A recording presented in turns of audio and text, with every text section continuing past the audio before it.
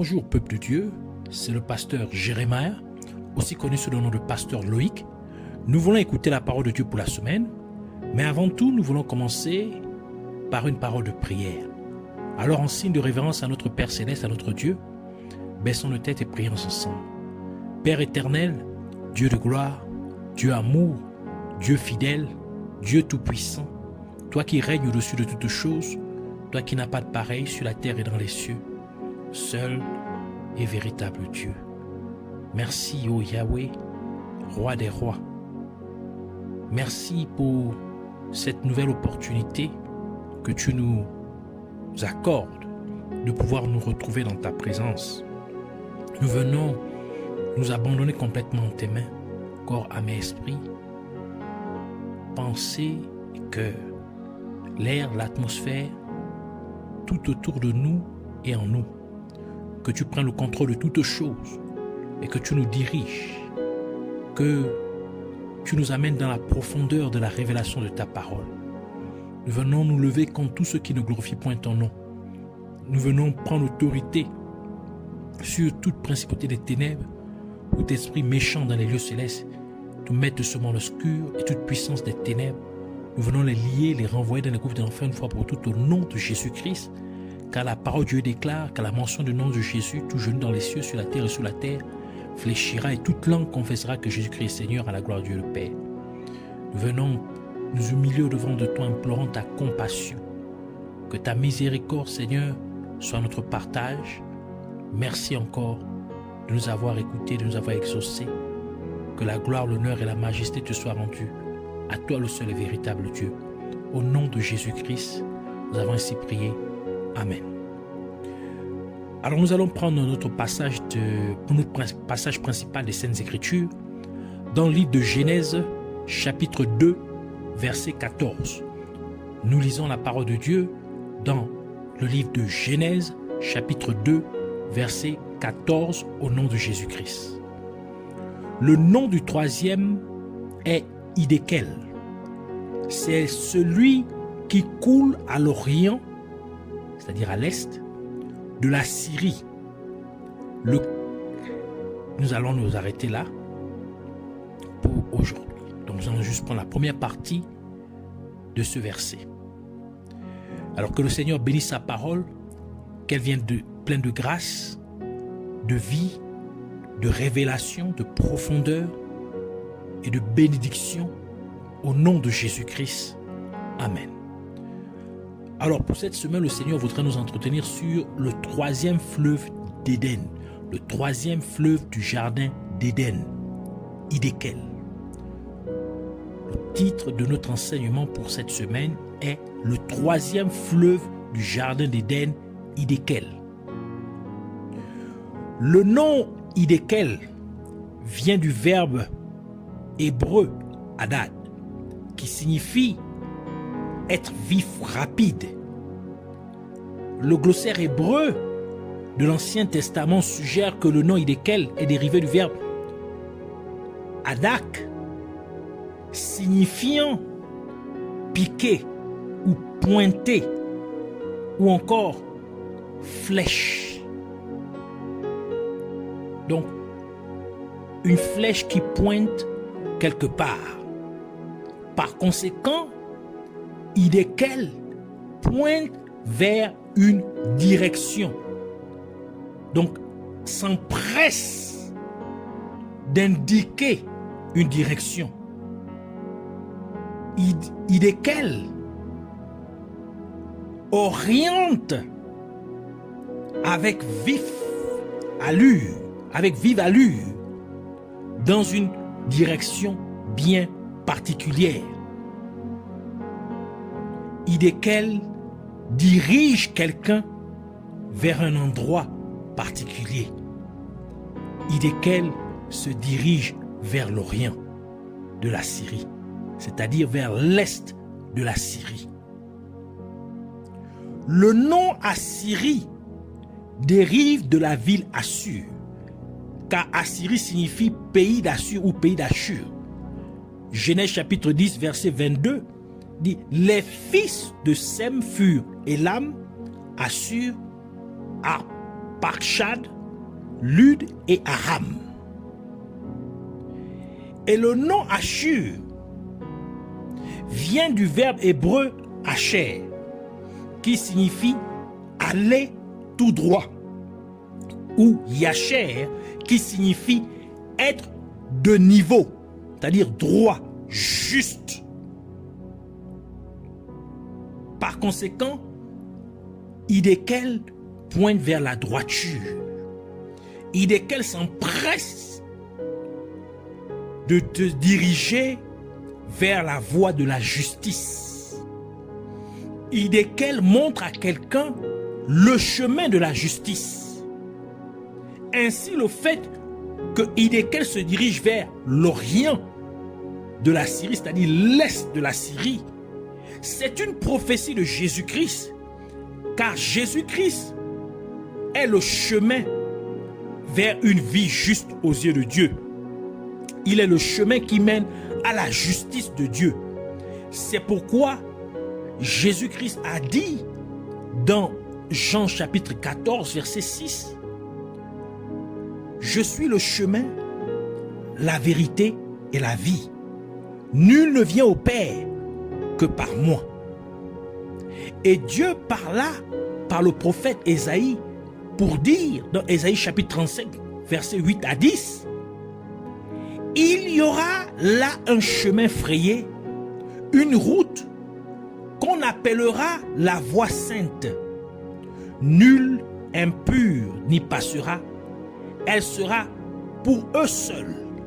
Ceux qui la suivront, même les insensés, ne pourront s'égarer. Sur cette route, point de lion, nulle bête féroce ne la prendra, nul ne s'y rencontrera. Les délivrés y marcheront, les rachetés de l'Éternel retourneront, ils iront à Sion avec chant de triomphe. Et une joie éternelle couronnera leur tête, l'allégresse et la joie s'approcheront. La douleur et le gémissement s'enfuiront. » Et le roi David conclut en disant, dans Psaume 23, verset 1 à 3, il dit, « L'Éternel est mon berger, je ne manquerai de rien. Il me fait reposer dans de verts pâturages. Il me dirige près des eaux paisibles. Il restaure mon âme. Il me conduit dans les sentiers de la justice à cause de son nom. » Hidékel, donc, est une représentation. Le fait que Hidékel se dirige vers l'est de la Syrie, donc le fait que Hidékel, qui veut dire que Hidékel pointe quelqu'un vers la justice de Dieu, cela représente Jésus-Christ, car Jésus-Christ est le chemin. Hidékel se dirige vers l'est de la Syrie, c'est-à-dire vers l'Orient. Car c'est à l'Orient, c'est-à-dire à l'est, que Dieu a planté le jardin d'Éden. Comme nous le dit le livre de Genèse, chapitre 2, verset 8, qui dit, « Puis l'Éternel, Dieu planta un jardin en Éden du côté de l'Orient, et il y mit l'homme qu'il avait formé. » Par conséquent, le fait que Hidékel pointe vers l'Orient, c'est-à-dire l'est de la Syrie, cela signifie que Hidékel montre aux êtres humains comment retourner au jardin d'Éden. Et c'est en menant une vie de justice aux yeux de Dieu qu'on y arrive. Et cette vie de justice se trouve en Jésus-Christ. Car nous avons été rendus justes devant Dieu par notre foi en Jésus-Christ, comme le déclare la parole de Dieu dans Romains chapitre 3, verset 22, qui dit « Justice de Dieu par la foi en Jésus-Christ pour tous ceux qui croient. Il n'y a point de distinction. » Romains chapitre 1, verset 17 ajoute pour dire « Parce qu'en lui, c'est-à-dire en Jésus-Christ, est révélée la justice de Dieu par la foi et pour la foi, selon qu'il est écrit, le juste vivra par la foi. » Ainsi, Hidékel dirige les êtres humains vers le jardin d'Éden. C'est pourquoi Hidékel va vers l'Orient, c'est-à-dire vers l'Est de la Syrie, parce que Dieu a planté le jardin d'Éden à l'Orient, c'est-à-dire à l'Est.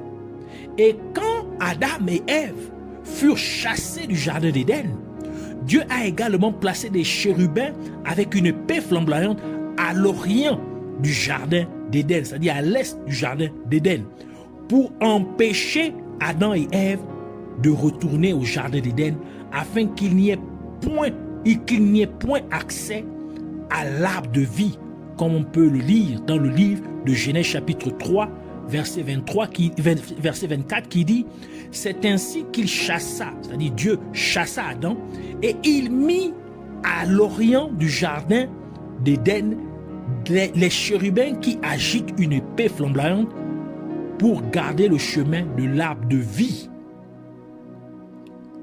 Ainsi, à l'Orient se trouve l'arbre de vie. Cela implique donc que Hidékel dirige les êtres humains vers l'arbre de vie afin qu'ils puissent avoir la vie éternelle. Hidékel montre aux êtres humains comment hériter la vie éternelle. Et cela, c'est en menant une vie de sainteté en Jésus-Christ. C'est aussi pourquoi le souverain sacrificateur, le jour de l'expiation des péchés dans l'Ancien Testament, aspergeait le sang de l'agneau sur le propitiatoire vers l'Orient afin que les péchés du peuple soient expiés, tel que nous le dit Lévitique chapitre 16 verset 14 qui dit « Il prendra du sang du taureau et il fera l'aspersion avec son doigt sur le devant du propitiatoire vers l'Orient, c'est-à-dire vers l'Est. Il fera avec son doigt 7 fois l'aspersion du sang devant le propitiatoire. » Ainsi, le fait que Hidékel pointe vers l'Orient de la Syrie, c'est-à-dire l'Est de la Syrie, cela signifie que Hidékel montre aux êtres humains comment ils peuvent obtenir le pardon de leurs péchés.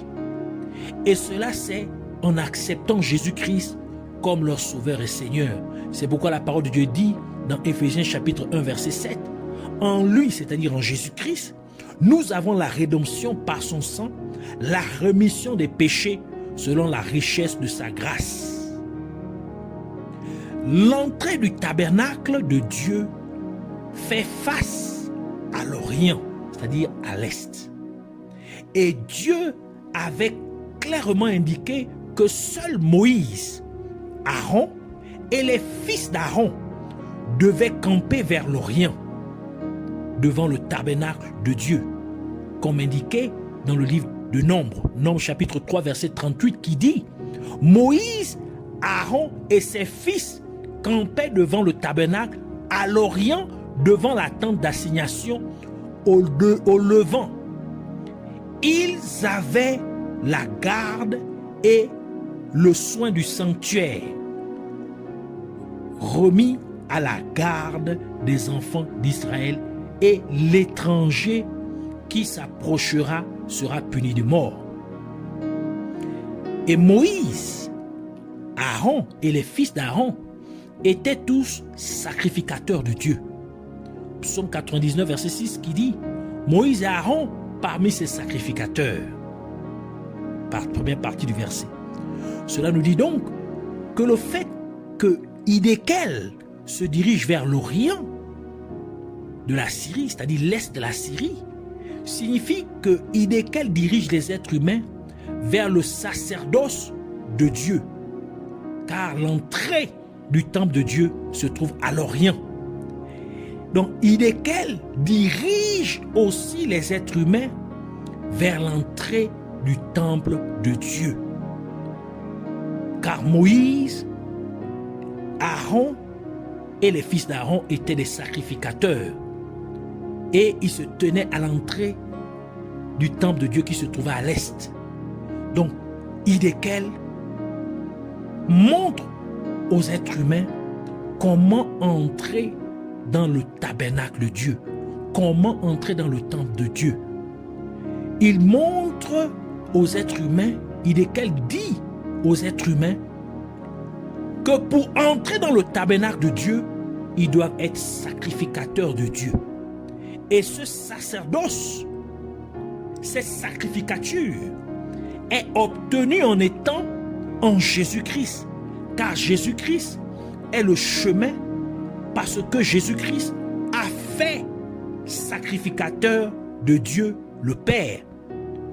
Ceux qui croient en lui, ceux qui l'acceptent comme sauveur et Seigneur, tel que le livre d'Apocalypse déclare dans Apocalypse chapitre 1 verset 5 à 6 qui dit: et de la part de Jésus-Christ, le témoin fidèle, le premier-né des morts et le prince des rois de la terre, à celui qui nous aime, qui nous a délivrés de nos péchés par son sang et qui a fait de nous un royaume des sacrificateurs pour Dieu son Père. À lui soit la gloire et la puissance au siècle des siècles. Amen. Par conséquent, Hiddekel montre aux êtres humains comment entrer dans le temple de Dieu et s'en étant fait sacrificateur de Dieu lorsqu'une personne accepte Jésus-Christ comme son sauveur et Seigneur. Ainsi donc la personne doit servir Dieu dans la sainteté, car c'est le vrai sacrifice que chaque sacrificateur de Dieu devrait offrir à Dieu. Parce que le devoir d'un sacrificateur est d'offrir des sacrifices à Dieu, comme le mentionne la parole de Dieu dans Hébreux chapitre 5 verset 1 qui dit: en effet, tout souverain sacrificateur pris du milieu des hommes est établi pour les hommes dans le service de Dieu, afin de présenter des offrandes et des sacrifices pour les péchés. 1 Pierre chapitre 2 verset 5 conclut pour dire: et vous-même, comme des pierres vivantes, édifiez-vous pour former une maison spirituelle, un saint sacerdoce, afin d'offrir des victimes spirituelles agréables, c'est-à-dire des sacrifices spirituels, afin d'offrir des sacrifices spirituels agréables à Dieu par Jésus-Christ. Ainsi, en tant que sacrificateur de Dieu, qui offre des sacrifices de prière, d'intercession, vous devez le faire dans la sainteté. En tant que sacrificateur de Dieu, qui offre des sacrifices de louange et d'adoration en chantant pour Dieu, vous devez le faire dans la sainteté. En tant que sacrificateur de Dieu, qui offre des sacrifices à Dieu en prêchant et en enseignant la parole de Dieu aux gens, vous devez le faire dans la sainteté. En tant que sacrificateur de Dieu, qui offre des sacrifices à Dieu en aidant les nécessiteux, vous devez le faire dans la sainteté. Et en tant que sacrificateur de Dieu, qui offre des sacrifices à Dieu en finançant l'œuvre de Dieu, vous devez le faire dans la sainteté. Ainsi de suite. C'est pourquoi la parole de Dieu déclare dans Romains chapitre 12 verset 1: je vous exhorte donc, frères, par les compassions de Dieu, à offrir vos corps comme un sacrifice vivant, saint, agréable à Dieu, ce qui sera de votre part un culte raisonnable. Donc, menez une vie de sainteté. C'est ça, notre sacrifice vivant à Dieu, qui plaît à Dieu, qui est agréable à Dieu. Dans la vision que Dieu montra au prophète Ézéchiel, la gloire de Dieu vient de l'Orient, c'est-à-dire vient de l'Est, et entre dans le temple par l'Orient, comme décrit dans le livre d'Ézéchiel, Ézéchiel chapitre 43 verset 1 à 2 qui dit: il me conduisit à la porte qui était du côté de l'Orient, et voici, la gloire du Dieu d'Israël s'avançait de l'Orient. Sa voix était pareille au bruit des eaux, des grandes eaux, et la terre resplendissait de sa gloire. Cela implique donc que le fait que Hiddekel se dirige vers l'Orient de la Syrie, c'est-à-dire l'Est de la Syrie, signifie que Hiddekel dirige les êtres humains vers la gloire de Dieu. Hiddekel montre aux êtres humains comment récupérer la gloire de Dieu qu'ils avaient perdue à cause du péché, car la parole de Dieu dit dans Romains chapitre 3 verset 23, car tous ont péché et sont privés de la gloire de Dieu. Par conséquent, Hiddekel instruit chaque être humain sur la manière de restaurer la gloire de Dieu dans sa vie respective. Et c'est en embrassant le chemin de la